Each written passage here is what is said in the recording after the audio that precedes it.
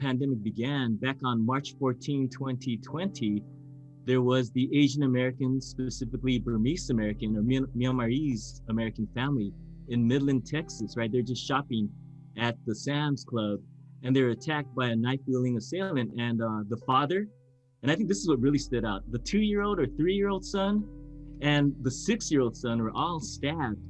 And the assailant basically stated that he thought that they were Chinese and the Chinese were spreading coronavirus in the United States. So that's the one that really stands out.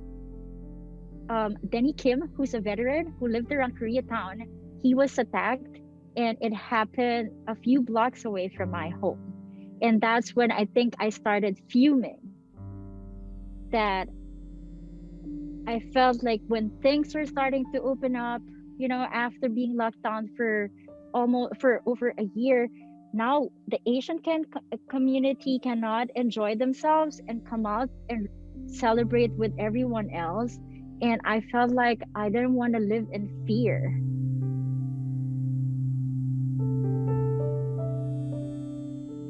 When they started calling coronavirus Kung flu, China virus, then as soon as you see anyone of Asian descent, then you would feel that anger towards them.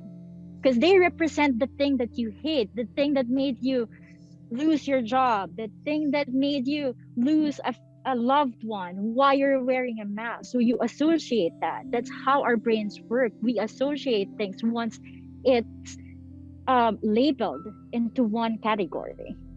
They began referring to COVID-19 as the China virus, the Wuhan virus, the Kung flu. And I think that led to targeting of Asian Americans. And it's not just my thought, but the research supports this claim. The World Health Organization warned against such use of terms that it'll lead to a backlash against Asian Americans. And there was research done by epidemiologists at UC San Francisco that basically found that this kind of language from the former president and others that was amplified through social media fueled these attacks against Asian Americans. And of course, this rhetoric coming from the president was to take attention away, right, from the monumental failure of the administration in addressing the pandemic.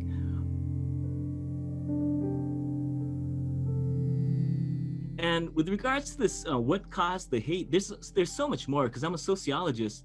So we look at macro level structural factors.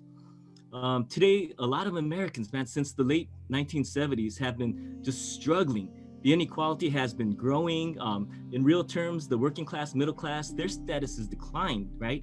And then you add to the mix all this uncertainty brought on by college tuition costs, student loan debt, job prospects, healthcare, retirement, global warming, right? Climate change, the pandemic, and you have this situation. Oh, and on top of that, there is this notion, right, by some in America that the demographic makeup is changing too fast. And so sociologists, like even in the late 1800s, a person by the name of Emil Durkheim came up with a concept called anomie. And basically he argued that during these periods of rapid change or weakening of social bonds, there'll be greater levels of anomie, this rulelessness, normlessness that might lead to greater self-destructive behavior. Like he was looking at suicide, but also with regards to society. And I think there's a lot of things happening today, whether it's the mass shootings or the hate crimes, right, that we're seeing against Asian Americans. They're a reflection to some extent of this anomie that people feel. I guess if I were to say overall, definitely, right, fear, anger, sadness, uncertainty. I mean, this feeling that there's less of a sense of security, right? And we especially worry about those that are disproportionately affected, like our elders, women, or even the working class.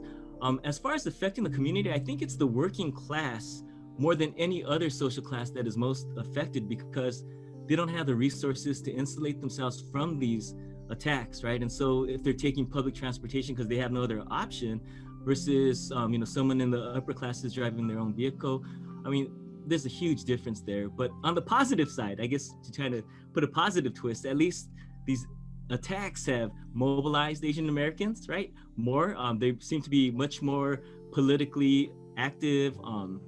New organizations have been formed, like Stop AAPI Hate.